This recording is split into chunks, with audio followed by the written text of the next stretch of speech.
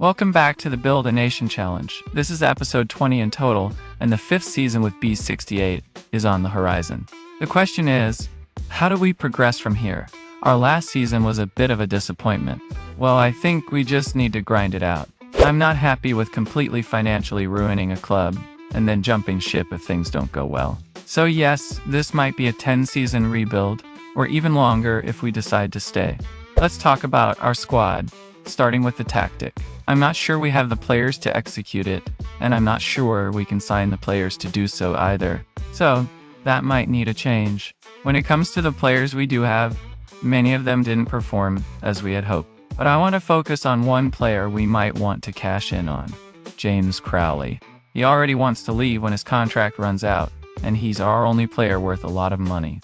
A big cash injection could help fix a lot of our current problems. Looking at the squad planner, we see the players we used last season. At first glance, it might look alright, and at the start of last season, I thought it was okay too. But with this tactic and where we want to go, it's not good enough.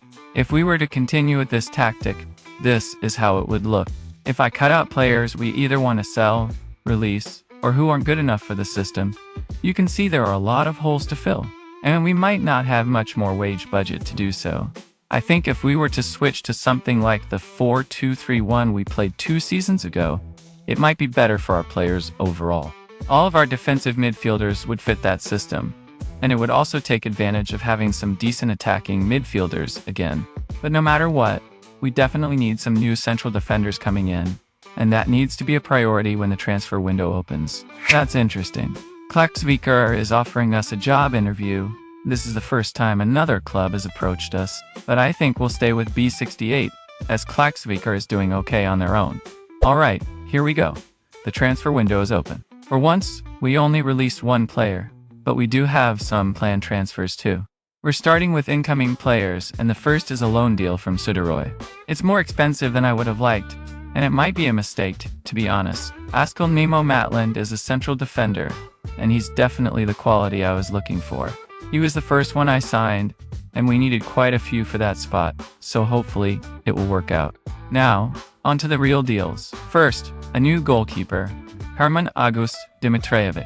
He's not exactly a backup, but more of a cup goalkeeper, so I'll likely give him those games. He was the best I could get for reasonable money. Stefan Logi-Hrobjartsson is probably a good deal. He's on only 700 wages, and can be a second choice inside forward, which we needed, and also a third choice, attacking midfielder. I think this should work out well. Now on to the most unnecessary but also the best signing, Skage Bruun-Hanssen. He's an absolute Suðuroy legend, having played 242 matches there. He's not cheap at 2,000 wages, but him and Mustafek are definitely going to be a dangerous pair of fullbacks, with Gudmundsson as the third option. This is probably our strongest spot now. Another massive signing, Marcus Frems, who is also a product of the Suðuroy talent factory, though he mostly played for Arge Boltfelag. He's definitely a decent central defender, and the best part is how cheap he is. £325 for possibly our best defender is pretty awesome. The last signing for now is also a central defender, Jesper Widerbeek. He's fairly cheap at 550 wages, and depending on us selling Crowley, will likely start on the left side as is left-footed. I think it's fair to say we've upgraded our defense while keeping it on a budget. Already, we're looking a lot better in the squad planner. The only issues might be a third option fullback on the left side and a better left-footed defensive midfielder, but that's a luxury problem. Our wage spending ended up at £38,000, which is acceptable. This could go down if we sell some of our transfer-listed players. And we did sell someone pretty fast, though not a transfer-listed player. Visa Virtanen went to Klaksvíkar for £32,000. This means we're probably one defensive midfielder short, so we might want to look for that left-footed one now. Also, a loan deal for Klaus Kruse to have in our Boltfelag is reducing our wages by around £1,000. Perfect! I like it. I don't like it at all, but we're selling James Crowley for just shy of £1 million. Money is money, and while it is very good, we need the funds to keep this club going, so we're cashing in. Okay, this might be a bit crazy, but I'm an opportunist at heart when it comes to deals. Humole Demir was actually the first central defender I was looking at, but he didn't want to join 2 months ago. Now he does, and since he only wants 700 wages and agreed to squad player playing time, we're going to stack up on the best possible central defenders we can get with cheap wages. Well, the job offers are tumbling in now. Morocco wants us as their manager, but no, we're definitely staying as the Faroe Islands manager. The league phase of the Conference League is over, and both Suðuroy and Klaksvíkar were not in the top 24. In fact, only Suðuroy managed to get a win, so it was a pretty poor campaign. I hope the coefficient points don't drop too hard. We're also selling Jon Bragi Gudmundsson for £96,000. He was likely not getting much playtime and wanted to leave for a bigger club. He was mostly a third option fullback and inside forward, though this does leave us a bit short on squad depth on the right-hand side. Alright, we've got our left-footed defensive midfielder, Magnus Jespersen. He cost us $30,000 to buy, but is cheap in wages. What makes this deal even better is that he can double as a third option fullback, probably inverted, while also increasing our overall quality. Very happy with this deal. Pre-season is over, and another season is about to start. Finally, the media seems to be catching up. We're now 26th in the odds to win, so we've definitely improved. Though, like last season, I hope we can push for a top 2 finish. The transfer window has closed, and I think we did quite well. We sold off quite a few players, while also bringing in some new ones on cheaper wages and higher quality overall. Last year's World Cup draw was quite bad, and this season, we're back in the International League. We're in the hardest group we could have gotten: Croatia, Norway, and Scotland. If we survive this group, it would be a miracle. Half a season later, things are, well, about the same. 10 wins, 2 draws, and 5 losses. It's definitely not an improvement from last year. We're third in the league, 6 points behind Suðuroy in second, and 8 points behind Vikingur, who surprisingly are top of the table. We got unlucky again, drawing Suðuroy in the quarterfinal of the Cup, where they knocked us out for the 3rd time in a row. The transfer window is open, but like last season, I don't really have any plans. Potentially, we could strengthen the squad. We haven't lost as much money as I thought we would, so we can keep an open mind for transfers and make a good deal if something comes up. Coefficient points were updated, and it's not as low as I thought. 5,875 points is pretty respectable. We did move down 1 place to 19th from 18th, but that's okay. We're selling Bulak for 2 reasons. He's 30, and we're not playing with a pressing forward right now. I'd rather save the wages for something that fits our system better. And we do bring in a replacement. Or kind of. It's a gamble on a youngster, Jørgen Mikkelsen. I call this a gamble because we're paying him £2,100 in wages, but he could quickly become a starter as either the striker or attacking midfielder. He's likely one of our highest potential players at the club, so hopefully we made the right call. We're really not lucky with these early draws. We got Basel in the 2nd round of the Conference League, one of the teams we really didn't want to face. Well, it is what it is, and it would be impressive if we managed to get past them. I think I got one of those good deals over the line. Haflibiar Eliasson. He's a player we had a lot of use for at Suðuroy, and we picked him up on a free. Though expensive in wages, he adds quality to the midfield. Not exactly a defensive midfielder, but he could play as an attacking midfielder or even a roaming playmaker. I'm very happy to add more quality to the team. Okay, I'll admit I might have gone a bit over the top with this one. I decided the first new young striker wasn't good enough, so we got one more. Žan Sreš, a 21-year-old Slovenian. He's on our top wages of £4,000, but is by far our best striker. He scored 52 goals in 120 games in the Slovenian top division, so I'm expecting him to be a goal machine for us. And there we are, the end of the transfer window. We're moving straight into the first leg against Basel. Starting at home, I think we need to win by 2 goals to have a chance in Switzerland. Thankfully, it looks like we're the better team out there. We score the first goal after 35 minutes with a floated cross that Østergaard heads in. I made 2 substitutions in the 63rd minute and a 68th, one of them assisted, and the other scored. Now that's what I call impact decision-making. I should maybe start Overvik more often. He only needed 5 minutes to score, and now also assisted from the corner. Brilliant! We now have a 3-goal lead. Full time. 3-0. That's exactly the kind of result we could have hoped for.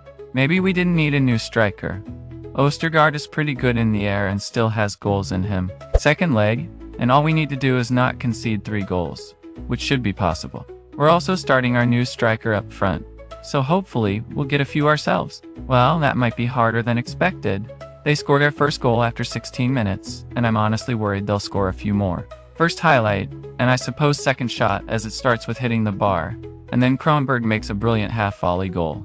56th minute, and Frems makes a very silly mistake that allows them to score again. Poor defending. And there he is. Our new striker finds the cross from Bruun-Hanssen, and we again have a 3-goal lead with only 30 minutes left. Full time, 5-2 on aggregate.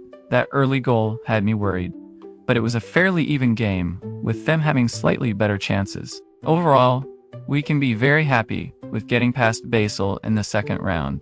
Next round we'll face Dinamo Tbilisi, which on paper should be much easier. Honestly, we should win this with ease. I think I'll start recording match results to showcase how the other teams did, so we can also see the statistics. Starting with Klaksvíkar, who, like us, played the second round in the Conference League and managed to get through fairly easily. Well, Vikingur isn't really lucky, are they? In the Europa League they drew Glak, and there was only going to be one winner. So, Vikingur will join us in the third round of the Conference League instead. But over in the Champions League second round, Suðuroy had an easy opponent, and is comfortably through to the third round. Alright, the first leg is away from home, pretty much as far as we can get in European competitions over in Tbilisi. I do expect us to win, and we're the team to find the net first, with a little cutback from Aureliusson to Osmani. Definitely seeing the impact of having a roaming playmaker in that defensive midfield. After a failed corner, Osmani dribbles through, and with a bit of luck from a deflection, scores his second goal. Asku comes off the bench, stretching his fresh legs and floats it in. Somehow, their defender makes a mess of it, allowing Osmani to head in for his hat-trick. Sreš and Bruun-Hanssen seem to be on the same wavelength, as his second goal for us comes the exact same way. A flat cross into his path. Full time, 4-0. Obviously, a very good result, and I don't think the second leg will be any trouble. So let's skip ahead. Okay, full time in the second leg, 7-2 on aggregate. A little bit of trouble, but that's how it goes when your players play the entire game complacent. The body language part of the game sometimes seems really weird. How about the rest of the teams? Well, Klaksvíkar is through to the playoffs with us, and so is Vikingur. So again, this season, we'll have 3 teams in the Conference League playoffs. Suðuroy managed to win the third round in the Champions League, which is really good. The playoff guarantees either Europa or Champions League football. So I'm very happy with how this is going so far. Here we are again, 4th season in a row in the Conference League playoffs. This time, we face Servette from Switzerland, maybe the easiest opponent we've had in the playoffs. Hopefully, this time, we'll go through. Starting pretty well in the 5th minute, Frem stays forward after a failed long throw, and the ball gets rotated all the way over to him. I don't know how, but he squeezes it in from a narrow angle. Sometimes I wish the game would provide a speed check on the balls, as this goal from Osmani looks like it breaks the speed limit of what's possible. Kind of funny, our new striker Sreš scores the third, and it's exactly the same as his first 2. A flat cross from Bruun-Hanssen. Full time, 3-0 at home, which is a pretty good result and should be enough to win on aggregate. But I do expect them to be better in the second leg. But they weren't that much better, as we still won 4-0 on aggregate, even with Frems getting a red card in the 48th minute. Keeping a clean sheet here is pretty good, and it means we'll be playing in the league phase of the Conference League for the first time with B68.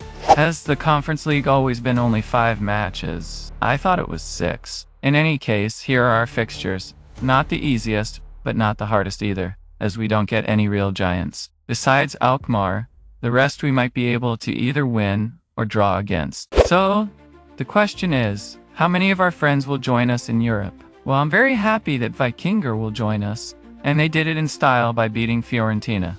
Probably the biggest opponent any of our clubs has beaten in a playoff. Oh wow, no way. Klaksvíkar beat West Ham to get into the Conference League too. That's massive. I'm honestly surprised these clubs are even remotely close to doing this on their own. Suðuroy also won their playoff in the Champions League. So for the first time ever, we have 4 out of 4 teams playing in the league phase. That's massive and should get us a record points haul in the next update. In the first match in Europe, we played Vodovák Beograd, probably the easiest opponent, and we managed to get an easy 4-0 result. So, the first 3 points are in the bank. The second part of the season went pretty well. We only lost to Klaksvíkar in the league and Alkmaar in the Conference League, with a random draw to B36. Otherwise, it was a lot of wins, and we only have one match left. The Meister at Deelden is already done and dusted, and we ended in third place again, but we've closed the gap in points, finishing with 60 points, just behind Vikingur, who took second place on goal difference. So, I think we can be fairly happy with that. Over in the Conference League, we've played 3 matches, 2 wins and 1 loss. What's also interesting is that Vikingur did the same, and Klaksvíkar is keeping up with the best on 3 wins. So we're definitely having a good season. Alright, the last match of the season is against HJK from Finland, and I think we've got a good chance to win this. It took long enough, but in the 43rd minute, after 8 or so highlights, we finally get it over the line. Well, no, they get it over the line, as it's an own goal. Second half, we finally scored our first goal from the feet of our own players, our new striker, with his 13th for us. So yeah, definitely a good mid-season signing. Hrupjartsson came off the bench and made sure we were going to win it. And there we have it, a nice 3-0 victory to end a very good season with B68. But of course, we also have the national team to talk about.